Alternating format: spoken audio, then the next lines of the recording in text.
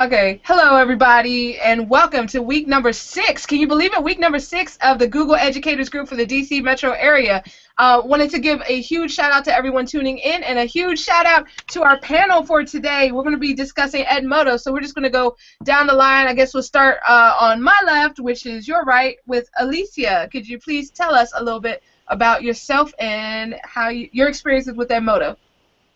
I'm Alicia Bell. I'm from Pensacola, Florida. I teach 11th and 12th grade ELA in reading. It's my 9th year in teaching. My experience with Moto is my 2nd year using it, but this year actually included all classes. My kids love it. I love it. It has made my life as a teacher so much easier. So I'm really excited about using it a lot more this year. Absolutely. Same here. Same here. So if we could go next to Carla. Hi, I'm Carla. I'm a 6th grade English language arts teacher from South Carolina. I've been using Edmodo for 4 years now, and with us in a one-to-one situation with iPads starting last year, it has made life so much easier. So I've been encouraging my team, the 4 of us, we use Edmodo already, and so I've been encouraging teachers to start using Edmodo now. No more bags of paper that you have to take home. You can, review classwork in the car. Well, not if you're driving, but if you're riding, or at home, and it just alleviates so many issues. So yeah, I'm definitely in love with that motto. Absolutely. The paperless is a big draw. And last but not least, Tammy. Hi, I'm Tammy from Florida, a little tiny town called Branford. I used Edmodo off and on a couple of years ago with Algebra 1, and it was a little different with Algebra 1. But this year in teaching computer apps, that is my LMS, that is my delivery system, that's my grading system. I'm just completely Edmodo. I didn't give the kids a choice. That's what we're doing. And spent the weekend doing some grading, and I love the fact that there are no papers on my desk. I love the fact that I don't have ink stains on my fingers, and the kids have already noticed that I've graded some things, and they've sent me some comments on how to resubmit, and I just love the fact that they're watching and they're excited about it. So I just love Edmodo. That is fantastic, and you made a great comment earlier today about no more paper cuts. So yes, no more paper cuts. Absolutely. So that is one of the many, many beautiful things about Edmodo. So we're going to jump into Edmodo in just a second, but before we do so, let's take a look at our leaderboard. Sharing that right now. So as you can see, there are quite a few people who have either leveled up or are about to level up. So let me ask you all on the panel, Tammy, how does it feel to be a white belt? Oh, it feels awesome, awesome, awesome. I even shared my white beltness with some of the teachers at my school, and they were like, "That's so cool. How do you get involved in that?" I said, "Well, you got to get on Google Plus," and they went, "Oh." I went, "Guys, you got to get involved. You got to get involved." So, yes. In fact, I shared my little video with one of my classes, and they were like, "That's so cool." I said, "Well, if you'll get 100 points on my Vortex," which is what we call my gamification, yeah, the Vortex. I told them if they got 100 points, that I'd level them up, and they could get their own little video. And they're excited about getting a video and a badge, and it's just very fun, very fun. Absolutely. That is excellent. So glad that it was so that your students caught the enthusiasm too. That's fantastic. Yes. And Carla, I got to ask you, you're 3 points away from 100. How does that feel? Oh, that feels so amazing, Sarah. Just like Tammy said, I've the information with my coworkers. I've been trying to get them on. I think I've got one or to take. Borrowed your video idea, and I've been using it with my kids. So thanks. Nice. That is fantastic. And Alicia, you are very, very close to 50. So how does that feel? Pretty awesome. I didn't realize how far ahead I was, but I'm excited about getting more involved, and I'm loving spreading the love on Twitter. So. Absolutely, absolutely. Twitter and the whole PLN Fantastic. So today our topic of the week is Edmodo. So each of you talked a little bit about your experiences with Edmodo. So let me ask you the second question. What are some features of Edmodo that you really, really like?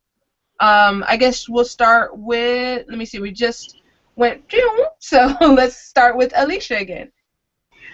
So one of the features I'm really excited about this year is the Snapshot feature. I got into using it over the summer, just kind of playing around with it, and I'm going in my third week of school. School started for me over here in Florida, and I've already used it both weeks, and I'm really excited to see the results that I'm getting. I was telling the group earlier that I've been keeping track of my students' data on Snapshot. I've been using it as a pre-assessment, and then we go through the mini lessons and the differentiated lessons, and then I give it as a post-assessment to see if there's any growth. And it's been really exciting to see my kids make some improvements. So that's kind of helped me to see that the data is valid, and the feedback I've gotten from the kids has been really great too. They like that the snapshots are short. They don't like to have to do that grueling, 50-question test. Instead, if I'm doing 1 or 2 standards, that's at most 8 questions, and they feel like they can handle it. And it's easier for them to understand and really kind of put their focus into it, as opposed to a much longer test. And I think it'll help build endurance with the kids as well. Absolutely, and that's definitely very important to build endurance in the classroom. So, Carla, what about you? What features of Edmodo do you like? Right now, I'm really excited about the fact that I use Edpuzzle, which allows you to upload videos and add questions to it, which is really beneficial since I'm flipping. So I like the fact that Edpuzzle connects with Edmodo, and I can embed the video directly into Edmodo, and the students can complete the activity. So it's not sometimes it's not. It makes it so that there's not another member. They only have to remember that one. So and the fact that I can also load the actual videos on there, so that parents can see them and have access to them. So it kind of opens up my classroom. Absolutely, and transparency makes things so much easier in the classroom. Excellent. And what about you, Tammy? What features do you particularly like in Edmodo? Well, I like the Snapshot because I've been using it with my computer applications class to show them the benefits and the purposes of being able to communicate.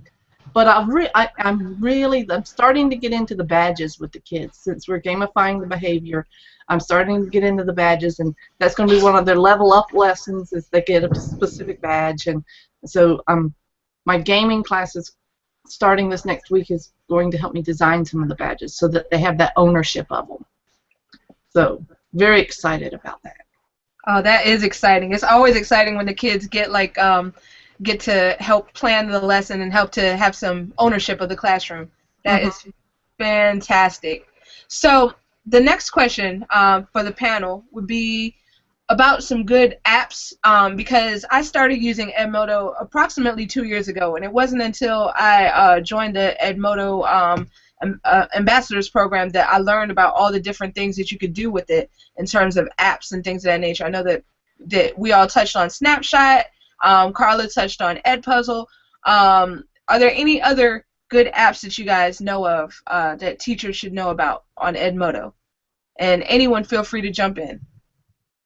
Well, one that I've heard that. Go ahead, Alicia. It's okay.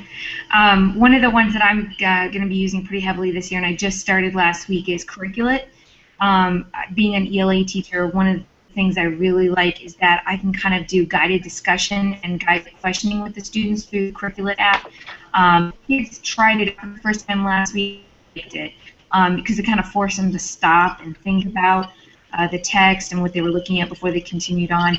And that's that trouble with, is they don't know how to break down text into smaller chunks. And that app is really working for me. Okay, great. Curriculate was one of the ones that I had planned on sharing, Alicia.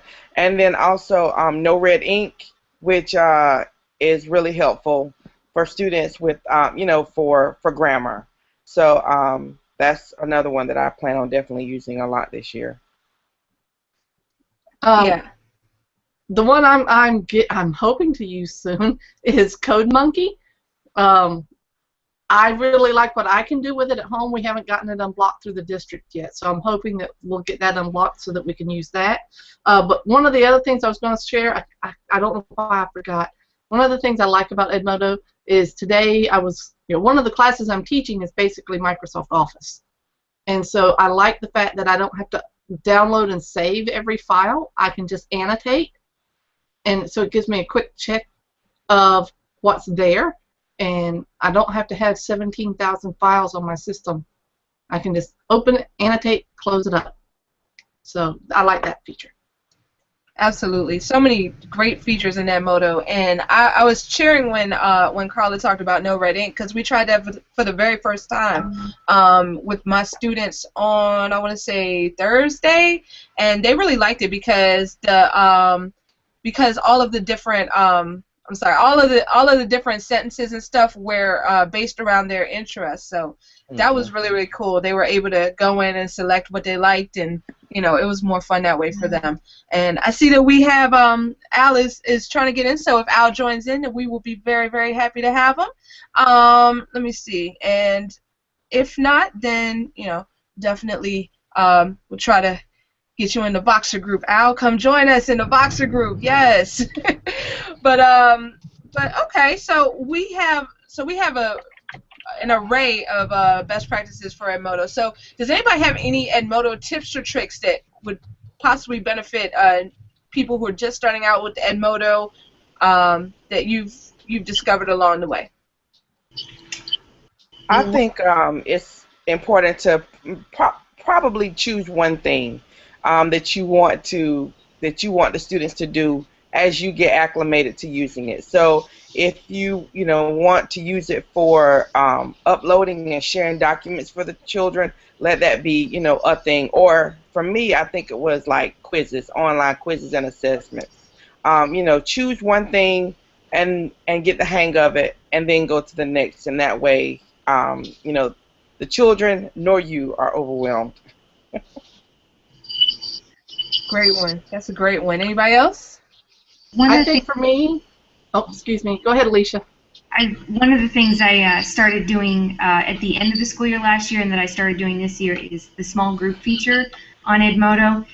It kind of weirded my kids out at first because they got confused about where they were supposed to go. But once I trained them and they got into it, the small group has really helped me with differentiating.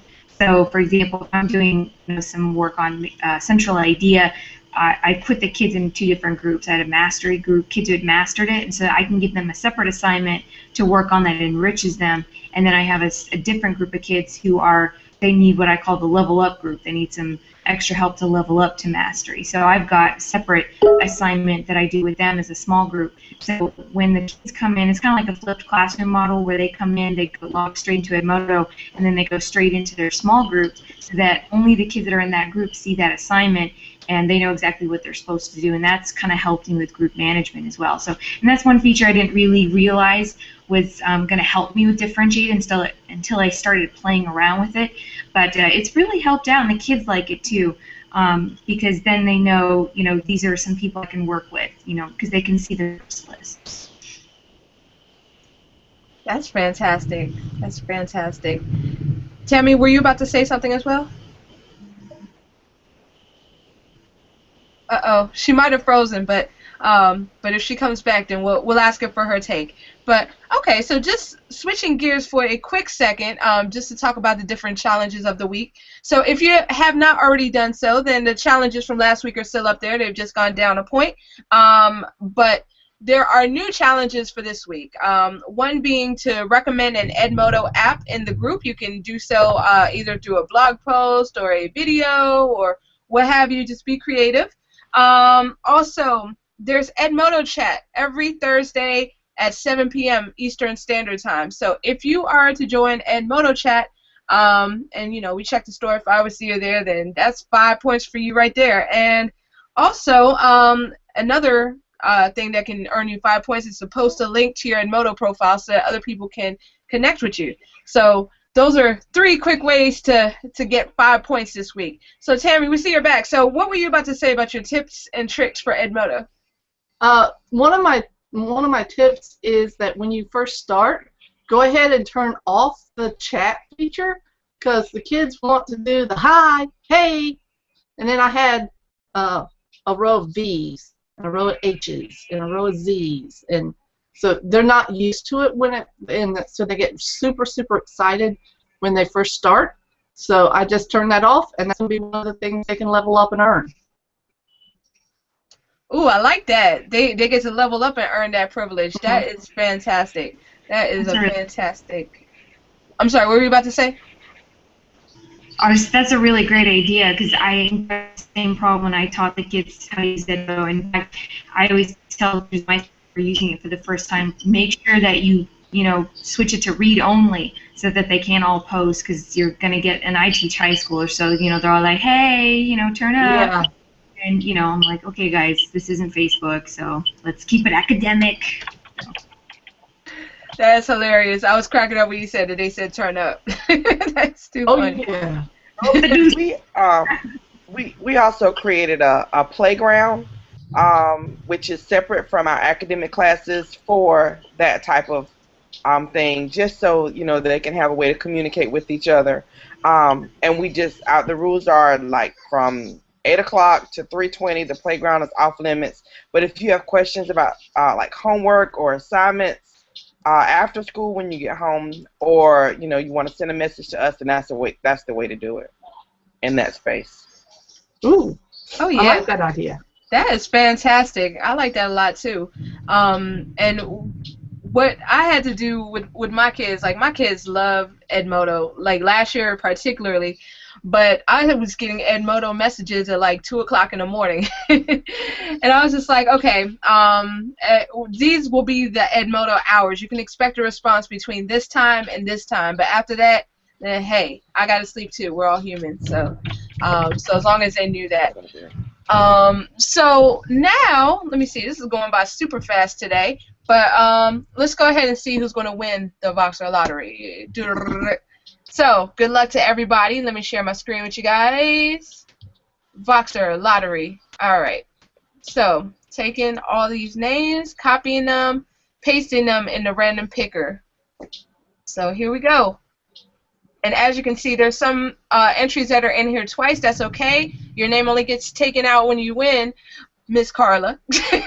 No, but you're every week you're able to submit a new entry. So we have quite a few here. So let's see here. Who's gonna win this week? Y'all ready?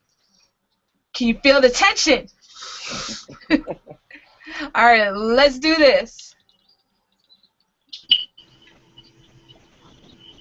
Are you kidding me? 3P. Oh. Okay, all right, we're gonna do it twice. So Carla, you will definitely get your 7 points, but let's also get a second winner in there. It's rigged. Yeah. Tammy! Hey!